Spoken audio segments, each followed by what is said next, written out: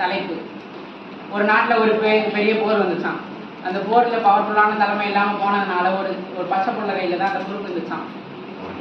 அப்போ இந்த நாட்டோடைய பொறுப்பை ஏற்றுக்கிட்டு அவன் போர்க்களம் போனான்னு சொன்னான்.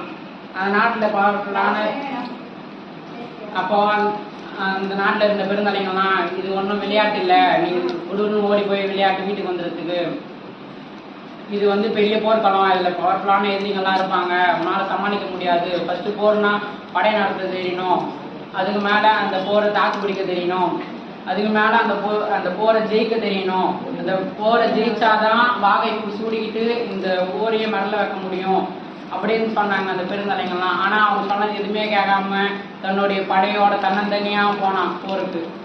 போரில் ஜெயிச்சு நான் தாண்டா கிங் அப்படின்னு சொன்னான் சின்ன வயசுலேயே, ஒரே ஒரு 14 வயசுல. அந்த சின்ன பையன் யாருன்னா கரிகால சோழன். நம்மளுடைய போர்க்களம் எது?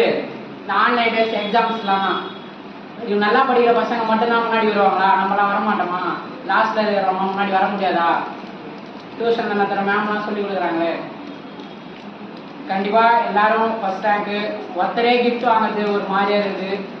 எல்லாருமே கிஃப்ட் வாங்கணும், எல்லாருமே நல்லா படிக்கணும், எல்லாருமே இந்த சமூகத்தில் முன்னேறணும். நன்றி.